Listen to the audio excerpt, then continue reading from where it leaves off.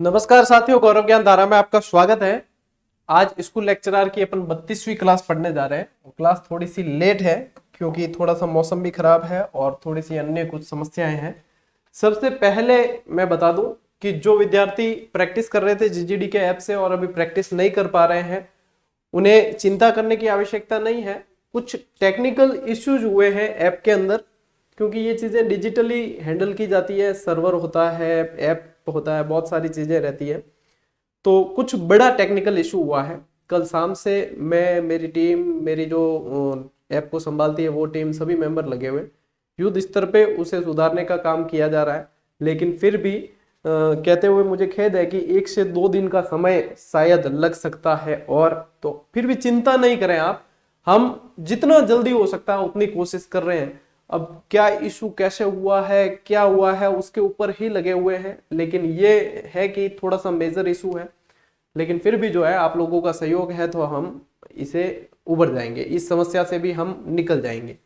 Digitally चीजें हैं तो कुछ चीजें हो जाती है। टेलीग्राम से इसीलिए मैं कहता हूँ अपडेट रहा करें, टेलीग्राम पे मैं हर सूचना दे दिया करता हूँ, तो ये चीज भी बता दी थी टेलीग्राम पे। बाकी आप लोगों का धैर्य और सहयोग ये सबसे ज्यादा अपेक्षित रहेगा। होता है कभी कठिन समय आता है, देखो अच्छे प्रयासों में कई बार हमें जो है कई चुनौतियों का सामना करना पड़ता है, कई कठिन समय आता है। हो सकता है ये कठिन दौर हो, लेकिन आपको और हमें इन सबसे अच्छे से सामना करना है और हम करेंगे। तो सहयोग और धैर्य बना के रखें। 1-2 दिन का समय शायद लग सकता है, लेकिन आपको चिंता नहीं करनी है। फिर से आप लोगों के लिए बहुत अच्छी तरीके से इसे सुचारू कर दिया जाएगा। 1-2 दिन बाद आप अच्छे से प्रैक्टिस कर पाएंगे। तो जब भी चालू हो जाएगा वापस मैं आपको सूचना दे दूंगा। अब आते हैं अपन अपनी इस क्लास के ऊपर। वैसे 1857 की क्रांति अपन ने कल मैंने आपको करवा दी थी, काफी हद तक जो है अपन इसको पढ़ चुके थे। आज अपन अब चलते हैं अपनी अगले पार्ट की तरफ। काफी सारी चीजें कल मैंने, जैसे कि आपको क्या करवाया था कल, दिमाग पूरी तरीके से उलझा हुआ है। कल आपको शुरुआत करवा दी थी, नसीराबाद से शुरुआत करवा के नीमच वाला ये करवा दिया था। ठीक है, आज अब इसके आगे चलते हैं। हालांकि क्लास देने की आज भी कंडीशन नहीं थी, फिर विद्यार्थी क्या बहुत ज्यादा आशा रखते हैं तो देनी भी जरूरी है। कल की क्लास हो सकता है शायद कोशिश करूंगा देने की, लेकिन यदि कुछ टेक्निकली ये काम ज्यादा हुए और कुछ इसमें ज्यादा देखना पड़ा तो फिर हो सकता है वहां पे अपन को एक ब्रेक लेना पड़े क्लास का। ठीक है, चलिए आते हैं अपन अपनी आज की इस क्लास पे। पार्ट 2 पढ़ने जा रहे हैं। आज अपन पढ़ेंगे एरनपुरा से शुरू करते हैं। देखो सबसे पहले ये चीज समझना, एरनपुरा उस समय मारवाड़ के अंतर्गत आता था। वैसे मैंने आपको बताया कि पाली में यहाँ जवेबान के पास वाला क्षेत्र एरनपुरा कहलाता है। एरनपुरा में जो सैनिक टुकड़ी तैनात थी उसका नाम था जोधपुर लीजियन। ठीक है, 1835 में इस जोधपुर लीजियन का, ये जो है सैनिक टुकड़ी जोधपुर लीजियन थी, इसका गठन जो है वो 1835 के अंदर किया गया था। और ये कहकर किया था अंग्रेजों ने कि जो मारवाड़ वाले जो राजपूत सैनिक थे उनको ये कहकर किया था, आपको सही तरीके से ये कुशल सैनिक नहीं है, इसलिए इस सैनिक टुकड़ी का गठन करते हैं। इसमें कोई 1400 पैदल सैनिक और 600 घुड़सवार ऐसे थे। जोधपुर लीजियन के जो सैनिक थे वो पूर्बिया कहलाते थे। क्या कहलाते थे? इसके जो सैनिक थे वो पूर्बिया कहलाते थे, पूर्बिया कहलाते थे। और ये इसमें से 90 पूर्बिया जो है, पूर्बिया यानी ये सैनिक, ठीक है, 90 पूर्बिया गए हुए थे माउंट आबू प्रशिक्षण के लिए। कहाँ गए हुए थे?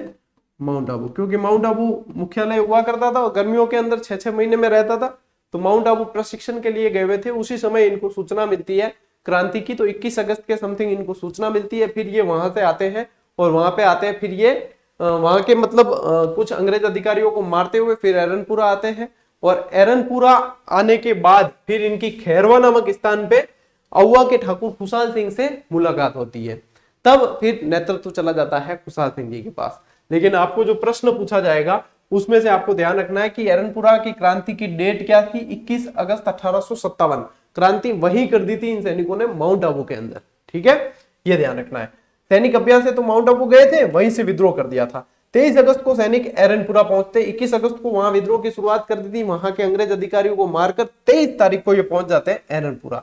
लेकिन इस दरमियान, इसके बाद में जब ये आगे यहां से निकलते हैं, लेकिन इस दरमियान ध्यान रखना है कि इनका नेतृत्व किसने किया था? इनका नेतृत्व किया था मोती खां, शीतल प्रसाद और तिलक राम। ये तीन है, 1, 2 और 3 इन्होंने नेतृत्व किया था। यदि आपको ये चीज याद नहीं रहे तो आप इस तरीके से याद रखना, एमटीएस, एमटीएस, मोती खां, तिलक राम, शीतल प्रसाद, ठीक है ना, एमटीएस से याद रह जाएगा। एमटीएस एक आसान कीवर्ड है जिससे आप याद रह जाएगा।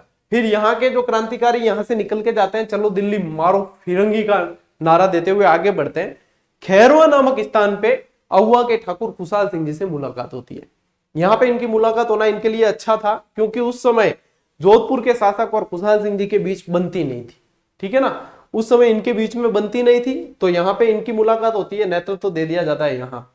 तो सबसे मतलब प्रमुख केंद्र जो क्रांति के माने जाते हैं राजस्थान के अंदर, वो अहुआ और कोटा रहे हैं। कोटा में व्यवस्थित तरीके से हुआ है सबसे ज्यादा और सबसे ज्यादा समय, और अहुआ में, ठीक है, अहुआ के अंदर अपन को 2 युद्ध पढ़ने हैं जो अभी पढ़ेंगे। यहाँ पे ये जो मूर्ति आप देख पा रहे हो, ये सुगाली माता की मूर्ति है। ये है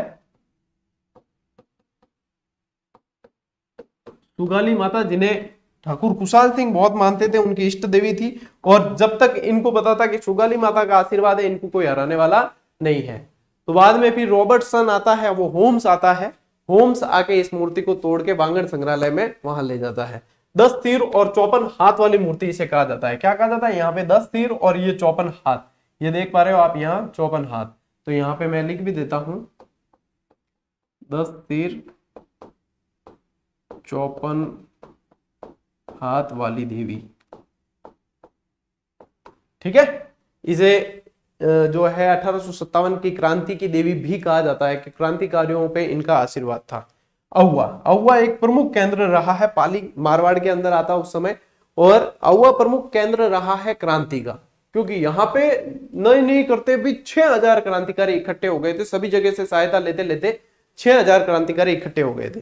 तो मारवाड़ का ठिकाना था जो खुशहाल सिंह चंपावत के पास था, और इनकी इष्ट देवी थी सुगाली माता, ठीक है। 1857 की क्रांति का प्रमुख केंद्र ये रहा है।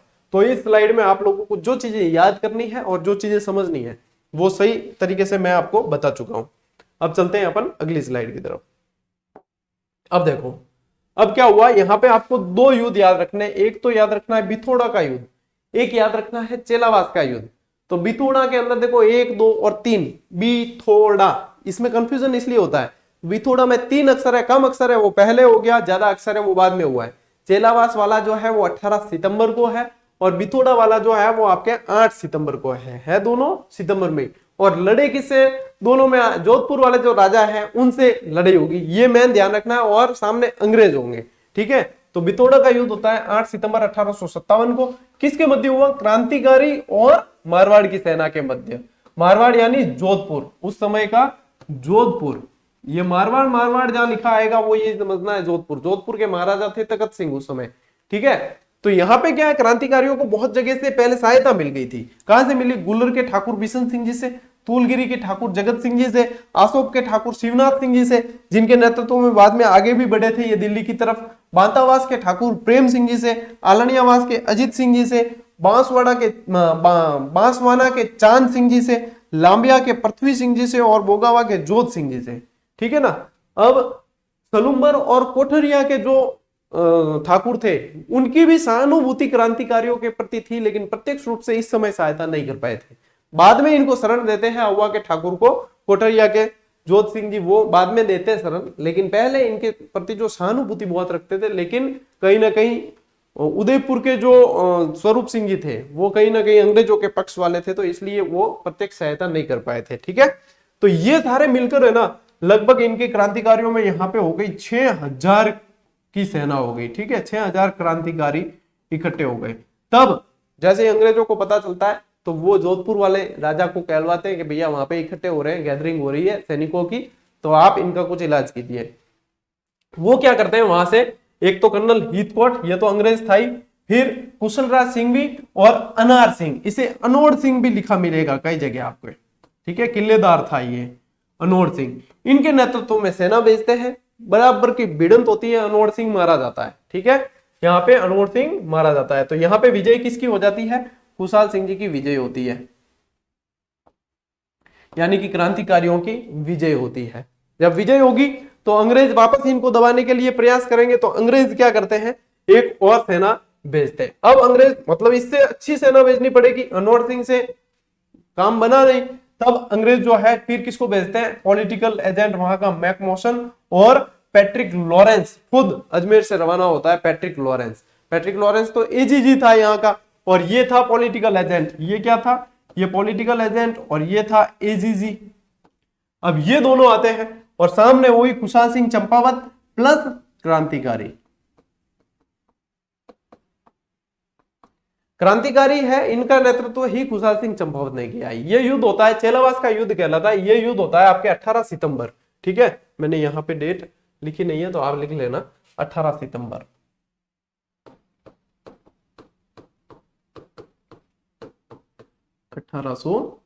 अठारह में ये युद्ध होता है। इस युद्ध का एक और नाम है, इसे काले गोरे का युद्ध कहा गया है।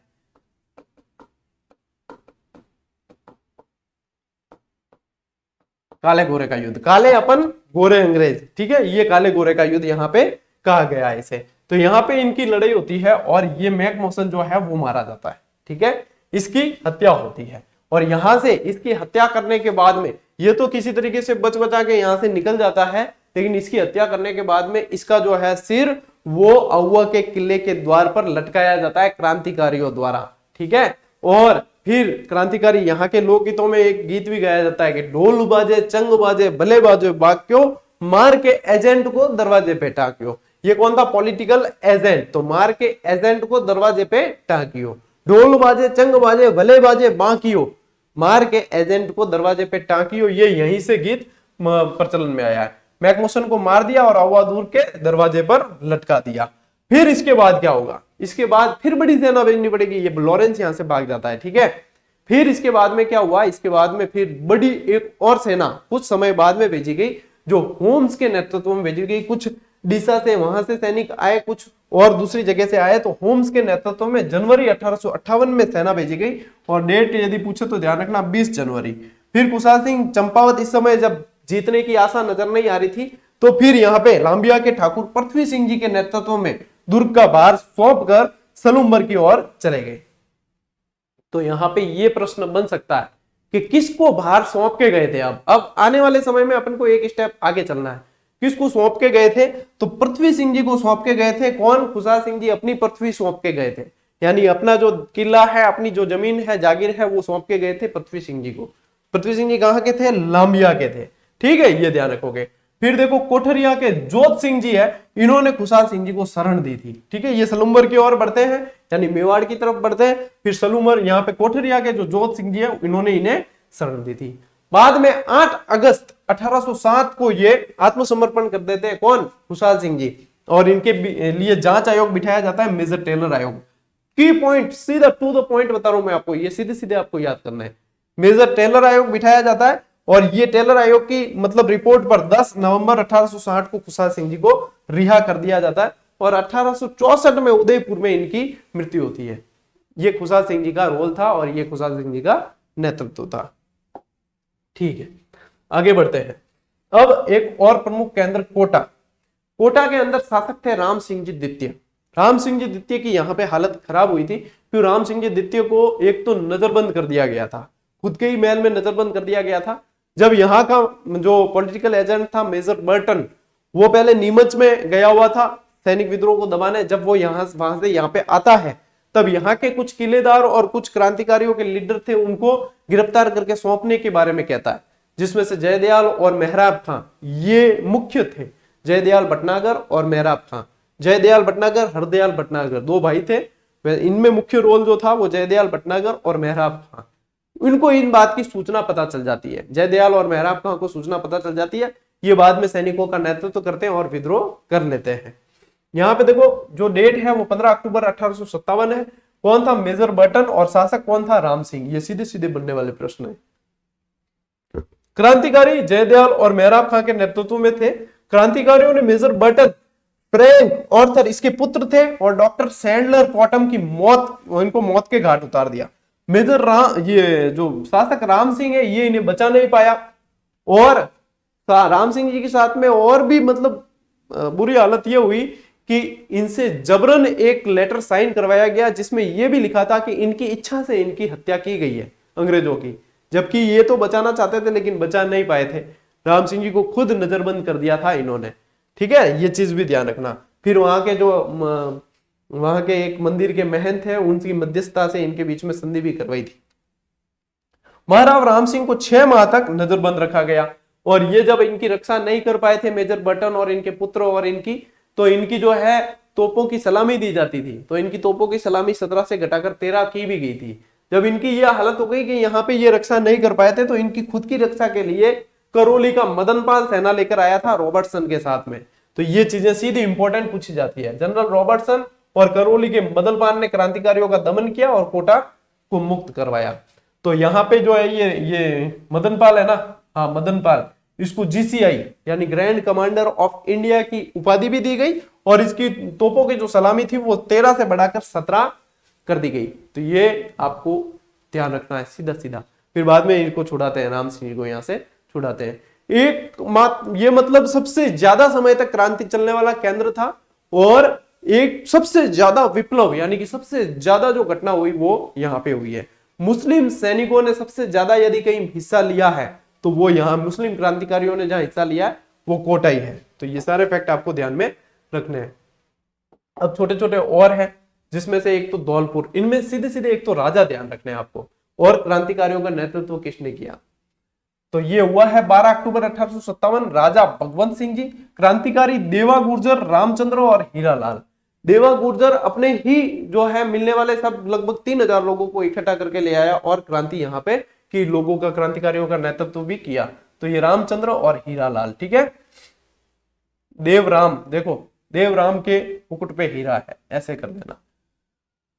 क्रांतिकारियों ने धौलपुर शासक को कैद कर दिया था, इनकी भी हालत खराब हो गई थी, जिन्हें पटियाला नरेश ने आकर छुड़वाया था। और अपने यहां से भी एक राजा था जो यहां से पंजाब गया था, सरदार सिंह बीकानेर का, वो यहां से सेना लेके पंजाब गया था। तो ये भी ध्यान रखना है। भरतपुर में जसवंत सिंह जी थे, 31 मई 1857 को ही वहां क्रांति होती है। और गुर्जर व देखो 31 मई 1857 जो अपनी नियोजित तिथि थी क्रांति की, वो क्या थी 31 मई, यानी भरतपुर में बिल्कुल क्रांतिकारियों ने ध्यान रखा है कि 31 मई को ही करना है। शासक का ध्यान रखना जसवंत सिंह, यहाँ पे गुर्जर और मेव क्रांतिकारी ज्यादा थे, ठीक है। जयपुर में भी राम सिंह जी थे, ठीक है ना। शासक राम सिंह जी, पीए यानी कि पॉलिटिकल एजेंट जो था वो ईडन था। राम सिंह जी को कोटपुतली का परगना और केसर हिंद की उपाधि दी गई, किस कारण, क्योंकि 1857 की क्रांति में अंग्रेजों के मतलब सहयोग किया था, अंग्रेजों के पक्ष में थे।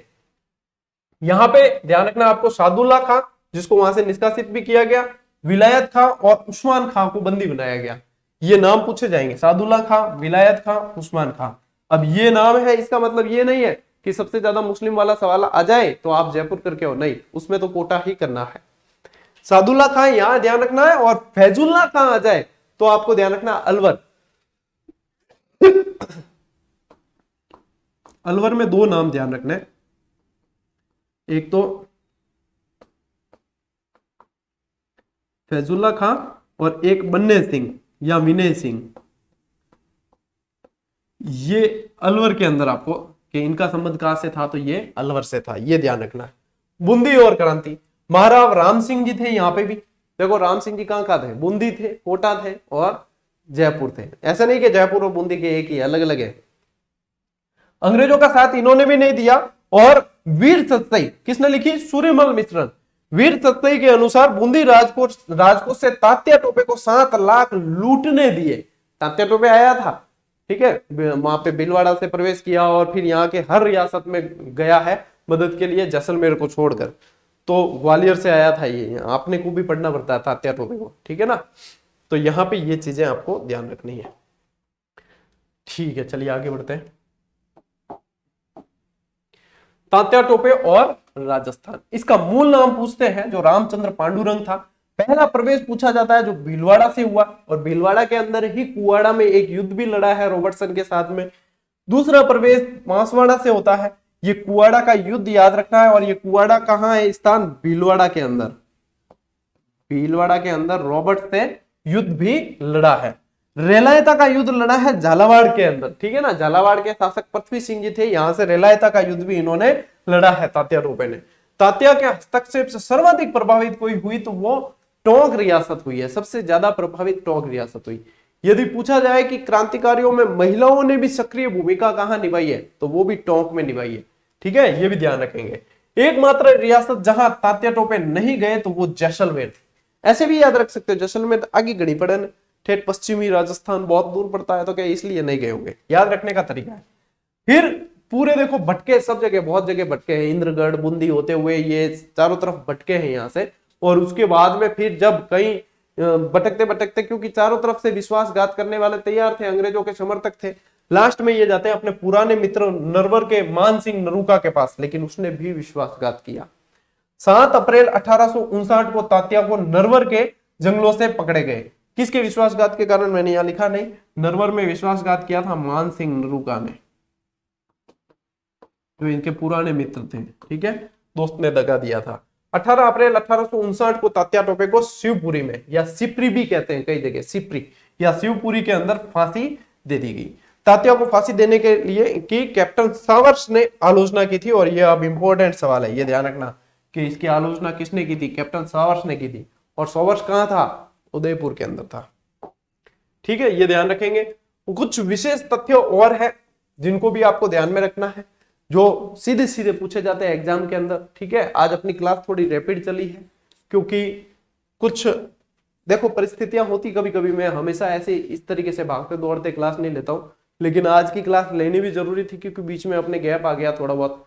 वैसे जो है इतना हार्ड एंड फास्ट नहीं है कि एग्जाम बिल्कुल सिर पे भी नहीं है, लेकिन मैं कहीं ना कहीं ये समझ के चलता हूँ कि विद्यार्थी प्रभावित नहीं हो, ये कोशिश करते हैं। ठीक है, थोड़ा सा क्या है, ऐप को दुरुस्त करवाना है, काफी सारे बच्चे प्रैक्टिस कर रहे हैं, तो उनकी समस्याएं उनको भी होती है, तो इसलिए हम उसमें लगे हुए हैं, युद्ध स्तर पे काम कर रहे हैं। फिर थोड़ा सा पारिवारिक भी देखो, मौसम खराब है तो घर में भी थोड़ा सा अस्वास्थ्य चल रहा है, परिजनों के साथ में उनकी भी तबीयत वगैरह ठीक नहीं है, तो ये सारी चीजें कभी कभी है ना, इस पर जो है एक साथ सब कुछ देता है, या तो खुशियां भी देगा तो एक साथ, समस्याएं देगा तो एक साथ, लेकिन कहीं ना कहीं मजबूत बनाने के लिए ही देता है। लड़ेंगे और जीतेंगे। चलिए, 1857 की क्रांति का भामाशाह किसे कहा जाता है, अमरचंद भाटिया को कहा जाता है। किसे कहा जाता है, अमरचंद भाटिया। अमरचंद भाटिया का जन्म आप लिख लेना, मैं बोल रहा हूं पॉज करके। अमरचंद भाटिया का जन्म बीकानेर में हुआ था। ये ग्वालियर के खजांची थे। इन्होंने अपना पूरा खजाना झांसी की रानी और तात्या टोपे को न्यौछावर कर दिया था, इसलिए इन्हें 1857 की क्रांति का भामाशाह या राजस्थान का दूसरा भामाशाह कहा जाता है। ठीक है, डूंग जी और जवार जी ये कछुआ राजपूत थे।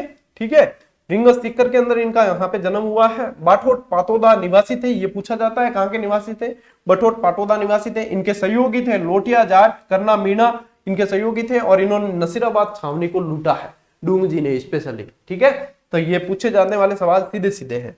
राजस्थान से बाहर स्थित छावनी कौन सी थी, तो राजस्थान से बाहर स्थित छावनी थी नीमच। ठीक है, सावर्स के अधीन थी, लेकिन उधर से क्रांतिकारियों को दबाने के लिए वो बटन भी आता है। राजस्थान का एकमात्र शासक जिसने राजस्थान से बाहर जाकर अंग्रेजों की सहायता की, तो ये अपने और कोई नहीं हो सकता, सरदार होंगे, वही करेंगे, तो सरदार सिंह थे। ठीक है, सरदार सिंह बीकानेर,